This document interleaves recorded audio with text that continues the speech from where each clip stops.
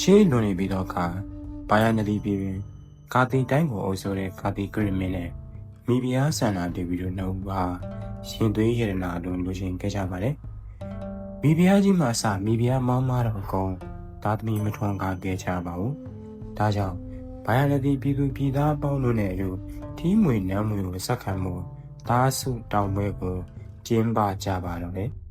။များမကြမီဆန္ဒတည်ပြီးမိဖုရားကြီးတွင်သားစုမှန်လေးလိုတော်ပြည့်၍တိမ်မီရဟူသောမင်းသားပွားမြင်ပါတယ်။ဒီနေ့မှာတော့မင်းကြီးကတရာသားသားငယ်ကိုရှင်ပွေမှာရှိပြီးမုံတကားနှင်းမြင်ပြီးတပင်တော်အထီးပြူရိပ်မှာစိတ်နှလုံးချမ်းမြေ့စွာထိုင်နေပါတယ်။ထိုအခါမင်းချင်းတို့ကခိုးသား၄ယောက်ကိုဖမ်းယူချီနှောက်ပြီးမင်းကြီးကိုစတာခဲ့ပါတယ်။မင်းကြီးလည်းခိုးသားတို့ကိုအများကြောက်ရွံ့ထိတ်လန့်အောင်ထင်ရှားစွာစီရင်အမိန့်ချမှတ်လိုက်ပါတော့တယ်။ကိုစကားကိုမင်းသားငယ်ကြားတဲ့အခါအတိတ်ဘဝကအကြောင်းကိုမြင်သိပြီးငရဲရောက်ခဲ့ရတဲ့ဘဝတွေတွေးမိဆိုရင်ပူပန်နေပါတော့တယ်။ဒါကိုသိတဲ့ရှေးဘဝကမိခင်တော်ဆက်ပူသူထီးလူဆောင်နတ်သမီးဟာတေနိယမင်းသားကိုစွန့်အားနားပင်ဟန်ဆောင်၍နေရန်ထံပေးပါတော့တယ်။တေနိယမင်းသားကတိုးချန်တိုင်းတပါးသောကလေးများကဲ့သို့မငိုမကြားမလှုပ်ပဲအင်္ဂါ၃တန်ကိုဒိဋ္ဌံမြဲစွာနေပြီးပါရမီဖြည့်နေခဲ့ပါတယ်။မင်းသားမတုံမလုံးနေကြောင်းကိုအထင်းတော်တို့သိပြီးမင်းကြီးအားလျှောက်ထားပြီးဒုက္ခမေလူပြင်တိုင်းနေတာနှစ်စဉ်ကလေးကိုကစားเสียရုံများ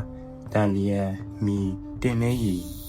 စသည့်နိလန်မျိုးမျိုးဖြင့်စမ်းသပ်ခဲ့ပြီးအရွယ်ရောက်ချိန်မိမမောင်းမများဖြင့်လည်း18နှစ်ရဲ့အထိအလိုစမ်းညှို့ဆွဲခဲ့ပါတယ်။နောက်ဆုံးတုတ်တန်မှာပါအရှင်လက်လက်မြေမြုပ်ခိုင်းတဲ့အချိန်ဘရောဟိများကရုံမှကြားပါတော့တယ်။အရင်အတိုင်းဆက်နေခဲ့တဲ့မင်းသားဒေမီယာကိုနောက်ဆုံးအချိန်မှာမြေမြုပ်ကြဖို့ထပ်မံလုပ်ကြပါတော့တယ်။ဒီအချိန်မှာဖျားလုံးဒေမီယာမင်းသားပညာနဲ့ကိုယ်စွမ်းအားကိုထုတ်ပြပြီးရထားမှုကိုတောထွက်တရားပြုအေးချမ်းစွာနေလိုကြောင်းပြောပြကတိုင်းပြည်ကိုပြန်လွှတ်လိုက်ပါတော့တယ်။အကြောင်းဆုံးသိရတဲ့မင်းနဲ့မိဖုရားတို့